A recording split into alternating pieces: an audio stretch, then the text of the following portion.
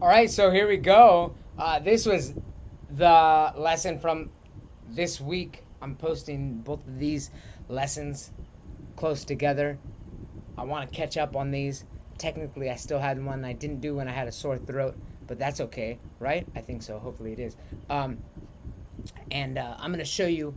I start out my week. I talk about my week. I talk about the most beautiful bug ever, the most beautiful bug in the world, and I'm going to show you a video of this. So I like to ask if my students can see the bug. I do actually have activities where they look for things and then I just push play and let them see it live. This thing is beautiful. Now look at this beautiful, beautiful bug. It's so shiny. It's like a jewel, like an emerald or something. Look at that thing. Look at that thing. Wow. Wow, isn't that just the most amazing, beautiful color? It's like one of my favorite colors, which is when car oil falls on the asphalt and it rains and then the sun glistens on it. Look. So from there I talk about two things. I bring it up, I mentioned that the oil on a road after rain, show them some images. I think that's beautiful. That's my favorite color right there. It's just like this metallic rainbow. Of course, that bug was just the green color of it, but yeah, I guess metallic is the word to use. Of course, this is terrible. This oil is seeping into our ground and drinking water and whatnot, but still something about that is just truly beautiful. And then the other thing, I think I've always heard that they used bugs for mascara, so I'd show them like mascara and some images and stuff because these I've always heard that there's bugs used in some makeup, and it would make sense actually because those things are beautiful, and that would, I don't know anything else that would have that shine that wouldn't be like toxic or something. I don't know, but anyway, I've got some more videos I'm going to show you, and those are going to be based on this. I also like introducing. I use this cursive writing, which people don't use it as much anymore. My mom, my uncle, grandma, and stuff, they'd always use that. I do have a couple Chinese students who use it because, of course, calligraphy is important in Chinese culture, so I like asking them. They usually can read it. Most of them can't write. Actually, I don't really even, I'm pretty poor at writing in cursive, so I asked them if they're familiar with the word. They might have not been able to read that. I talk about the cruel world of ants. I like to bring this kind of lighthearted darkness in a way, some black humor in a way, to talk about some things that humans have done in our just span of, we've done so many great things, of course, so many great achievements, but there's such dark pasts and things, and sometimes I get depressed about, just the mayhem and death and destruction and murder and rape and slavery and just absolute just the worst possible things. And I've heard the argument that that humans are the only animals to do these horrific things, and that's not true. And the reason that's not true is because the ants, I've seen some documentaries on it too. I've seen it, witnessed it firsthand. I'm going to show you this video. I'm actually preparing a garden with my wife. I cut down all this bamboo and I'm stacking it up. I'm going to do that, and I'm going to have a lot of hanging vegetables, the gourds and the cucumbers and other vine beans, wing beans, and whatnot. And then I saw this. So let me show you this video. So here it is. We have all this bamboo. So this is, I'm actually really happy with this. It'll probably last a couple years actually, but I can just keep replacing it at different times. We're gonna grow it, but the focus here are these ants. Look at them. I actually saw them. There's completely, we can call it a different tribe. Now they are actually different species. So while humans are all one species, ants, there's like, but I don't know. Ants are ants basically. So they're taking an ant from another tribe, and literally they just pulled his legs off and his head and everything.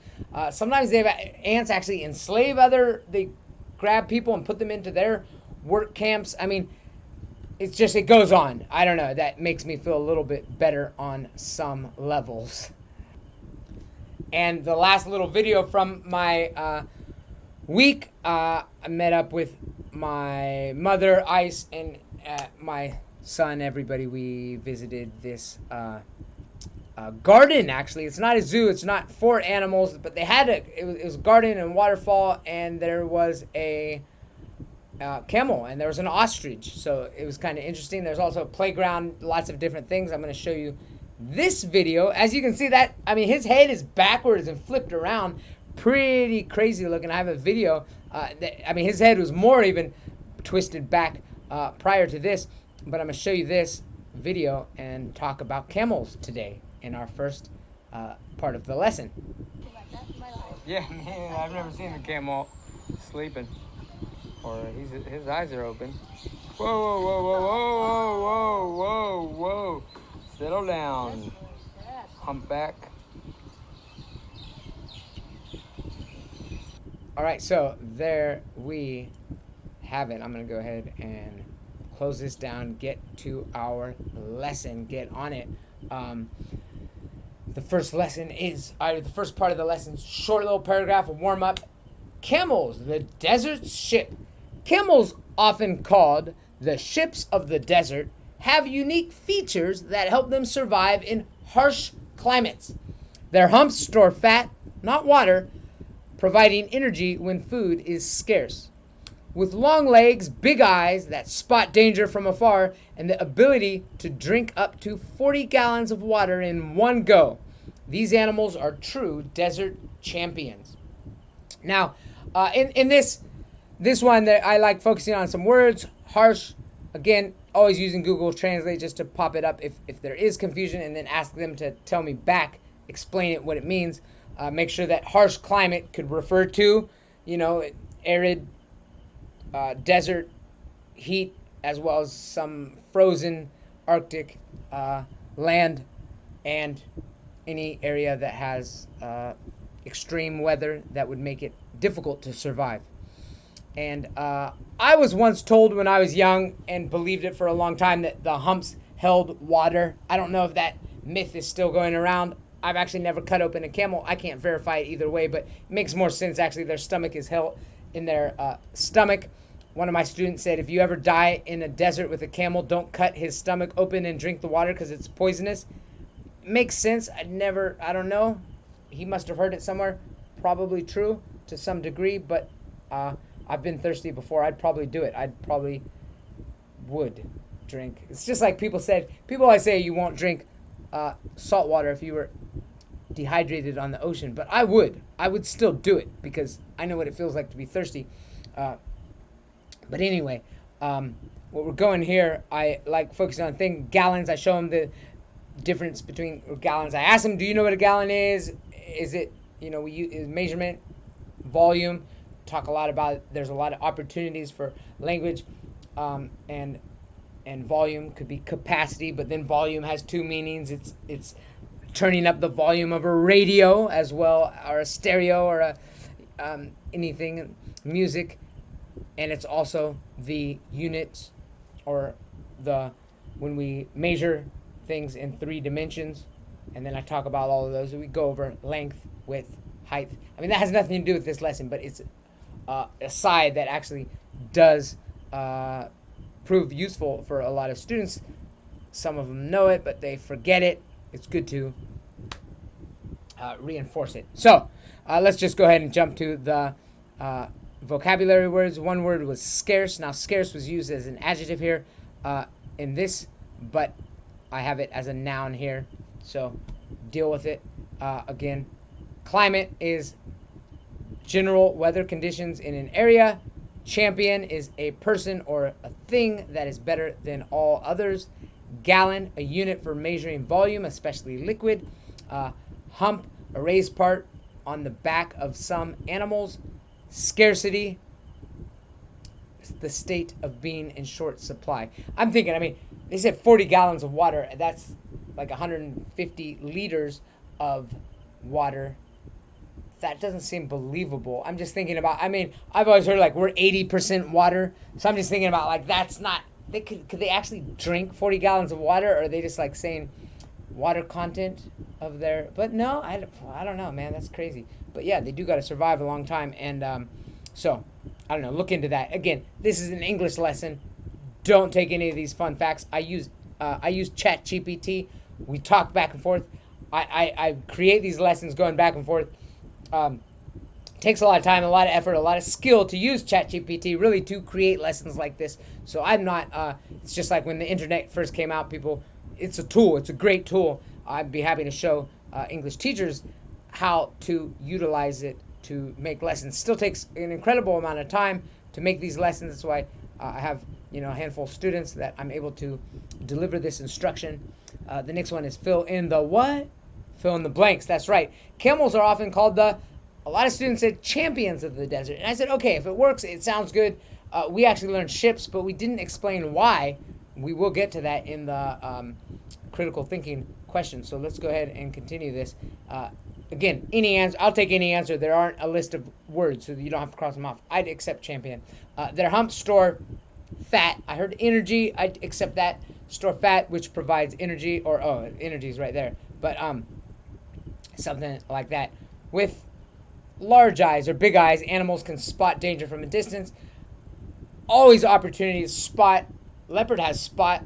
I see the leopard spot. I can spot the spot on the leopard. Always parts of speech when there's a verb and a noun and a word, the same word can be used different ways, sometimes unrelated, sometimes it is related. Those are always opportunities to continue, go on an aside based on the how interested the student is, basically. Or I always like having these avenues to travel down, not just stick to the material that I have. These are true or false questions here. Camels' humps are full of water. Nah, that's false. Camels have unique features. That's true. Have my bell. I like to do it. When they get the correct answer, I'll give them the bell. When they get the wrong answer, I'll go wah, wah, wah, something like that. Camels can drink a small amount of water at once. I like this one. This is actually ChatGPT. This is one of the things I had a conversation with. They said it was false, and I said that's not false. That's true. And then I explained, that just because camels can drink 40 gallons of water doesn't mean that they can't drink a small amount of water at once, unless there is some sort of biological mechanism that forces them to only drink in high quantities, which could be possible, but that wasn't stated and couldn't be assumed. So I only had one student today, very impressed with her, very proud of her, and she said it. She said camels, she said, well, yes, that's true, right? Camels, they can, so that's good. It's good. Again, when talking about logic, so I change it. Camels can only drink a small amount of water, and I like to focus on that. But those are important. I actually think that if I don't put that only in there, then it's absolutely 100% true for sure. And that's important, and that's an important aspect to talk about in the language. And actually, yeah, with her, I went on this aside talking about sometimes when you're taking a test and you know the right answer technically, but you're thinking, I don't think my teacher was trying to do this and be that technical, so I'm going to choose this answer. Or in China, it's a lot more difficult to argue with the teacher over a question. I would choose the technical answer, and then if I got it wrong, I would explain myself. She's in a worse dilemma because she's not able to do that. You're not invited to challenge the teacher, and she's thinking, I'm going to mark this answer even though I know this one's right. In some cases, though, the teacher might have been trying to trick her, and then she gets it wrong. So there's a big predicament there. Anyway, I'm going to go ahead and talk about this question here. Why do you think camels are compared to ships when it comes to traveling in the desert? Again, I've never heard that before, so this was new to me, but I don't know. It is. We're saying they're desert ships. It never explained why, though. That's why I saved this for a critical thinking question, right? Or a discussion question. Why? A lot of things. Well, because just like the sea, you need to travel. You can't go by yourself. These all are important. It also has to do with the camel's ability to navigate. I did talk about some extra things like the eyelids are transparent or at least translucent enough to withstand heavy sand blowing in their eyes. It protects it. Also, I talked about I've been lost in a forest before and actually gone in a circle. That you've heard about that phenomenon. It's true. When you don't have things to follow like a river or the stars at night. I'm not good at navigating stars, but even if you're in the day and you want to go and you're in a desert or in the ocean, it's difficult to stay on track. Supposedly camels are able to stay on track. Maybe they just remember the paths that they had walked or whatever sense they have, like elephants. I don't know. But supposedly they're good navigators, and it's important to be able to navigate in an area that doesn't have landmarks that can position you, keep you moving in a straight line and not doing these terrible circles. Descendants with long legs and big eyes, camels can spot danger from afar. That's when I focused on the word spot. I use this different things for different students. Adjectives, find the adjectives, long and big. Find the verb, right, is spot. There's only one. Can we start questions with a preposition like this? Yes, of course. We have the comma. What is afar? Some of them said adjective afar is actually a noun, really, because it follows the preposition. Some students actually like that type of grammar talk, so I have it available. That's not what I really enjoy, but I think it's good for like linguists and people who translate or are going to be like translators, interpreters. I think it is important to understand how grammar works on a mechanical level, even though you really never need to know it to communicate. So again, if they don't know, a lot of students couldn't read this word because they weren't familiar with it. So that was an interesting thing I pointed out to them. Gardening and picking they could understand. Foraging, on the other hand, wasn't a common word. I'm going to talk about foraging and gardening in this lesson. And these are all what we garden and foraged. I bought the cauliflower and the tomatoes this time. We have grown tomatoes and we're growing cucumbers, but we bought those this time. We made this. I talked about tempeh.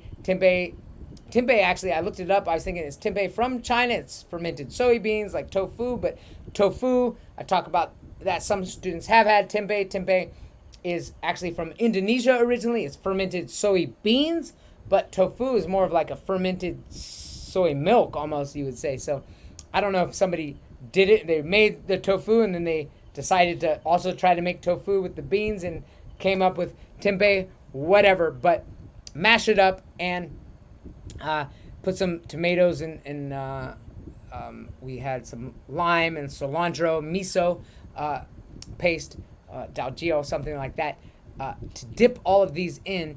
Here, this picture over here was when it was, do I have a, so you can see my mouse, right? Sometimes I have something better, but anyway,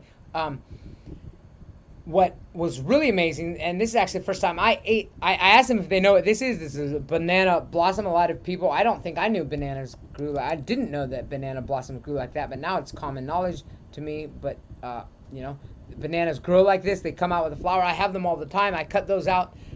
Again, I'm talking about foraging and saying how it's going out, picking the wild food. Of course, the bananas were planted at one time, but they're pretty much growing wildly, along the river and different places, even on my land. And we often get these flowers. You cut them in half and or cut them in pieces, soak them in water and lime, or boil them and eat them with this, some sort of namprick like this. And also the bananas, amazing. First time I ate bananas, I tell them, I think, what? I ate green bananas. Not only did I eat green bananas, I ate the peel, and it was delicious. You can see them over here. They actually have no flavor. If you try to eat it like green and with no, just like, that's going to make your tongue like all, in Thai we have a word called fat, and it's not really you try to translate it, it says pungent, but that doesn't make sense. And it's like a different, it's not salty or sweet or bitter. I mean, it's close to bitter. Sometimes it's hard to tell the difference, but it makes your, basically, yeah, if you eat like the inside of a young banana peel, that's fat. And I talk about how if you boil these green bananas, they're actually delicious. You eat everything. The skin is still kind of attached to the flesh, or the flesh is connected to the meat. I use some animal eating terminology sometimes. So the flesh is connected to the meat, and you boil it, and you're able to just dip it in and eat it. It's like a potato. It doesn't really have much flavor at all. These were all foraged, and others were gardened, although some of these we bought. I'm going to talk about that by introducing this subject, foraging versus gardening. So here we are. Foraging and gardening are two distinct methods of obtaining food. Foraging refers to the act of searching for wild food resources, while gardening involves cultivating plants in an organized space.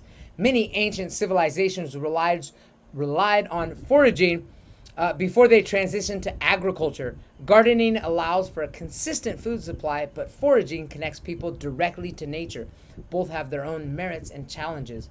Again, I'm actually going to move through very quickly, so I hope you can catch along. I do point out all the words. Again, use Google Translate to make sure they know the words, but I'm going to just jump on and try to find these. So do you think I can do it without crossing out? I'm going to try. Transitioned is going to be, no, I don't like doing that. I like doing it. So transitioned is going to be underwent a process of or period of change, and civilizations is going to be advanced stages of human society, and merits is going to be is it the quality of being good or worthy? And I'm going to say gardening is cultivating plants. Remember the word cultivating we learned in the last one, from seed to your mouth, basically the whole process, or seed to harvest at least. And cultivating in an organized area, of course, is gardening. Ancient refers to a very old, belonging to the distant past. Foraging, new word for most students, that is searching for wild food resources. I don't know, I just say wild food. I'm not sure. I don't know why resources there. Again, ChatGPT, I would have questioned it, but I didn't really notice it at the time. It's kind of weird. Agriculture is the science or practice of farming. There's a lot of conversations, but I'll bring those up as we move forward. Unchanging in achievement or effects over time, and that's going to be consistent. So I'm moving on. Forward, civilizations, foraging. I would actually say transitioning would be better than this, and gardening. So go ahead, fill in those. I'm going to just put them in and say foraging connects people with the natural world. If you want a regular supply of vegetables, you might opt for gardening. The Mayans and Egyptians were examples of ancient civilizations. Transitioning to a new method often takes time and adaptation. True or false? Gardening refers to searching for wild food. That's false. Sometimes I ask them to change something in the sentence to make it correct, which, of course, you could change searching for wild food to growing your own food, or more easily change that to foraging. That's just an option. I'm going to just go with the true or false. Agriculture is another term for foraging. That's false. Both foraging and gardening are ways to obtain food. That's true. Ancient civilizations always relied on gardening. I'd say that's false. Always, often, maybe, but not always. Critical thinking questions. Why might some people prefer foraging over gardening in modern times, even with the convenience of supermarkets? I talk a lot about this, and I actually bring up ancient Chinese medicine and my studies of macrobiotics, which is actually a Japanese philosophy, but it does come from the roots of ancient Chinese medicine. And a lot of ancient Chinese medicine actually has been taken out of China and circulated around the world. Some of them come from ethnic minority groups that had to flee the country.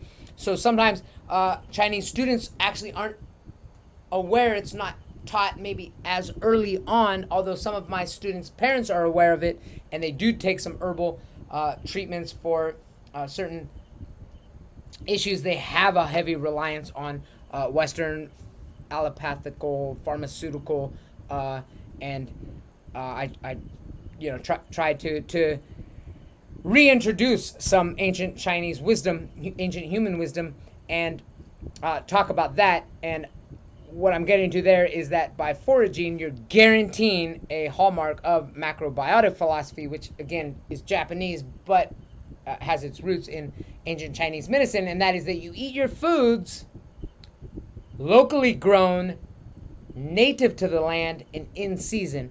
Now, there is one argument with that native to the land for somebody like me who genetically, my ancestors evolved in a different area, and that's true for a lot of people. If you've evolved, if a lot of your genetics did evolve in a different environment, there is an argument to try to get some of those foods into your diet. But on the other hand, the native and locally grown foods are they're also not going to need all the chemical fertilizers and pesticides that they have built up their resistance. And when it's native to your land and it's in season, you're not shipping food from across the way.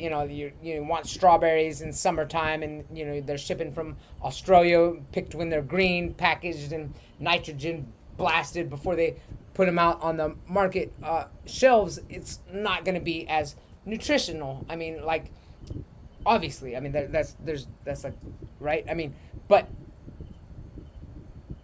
at the same time, I do understand that for me, I'm living in the tropical region. Sometimes I feel like that, and then even America is not like my.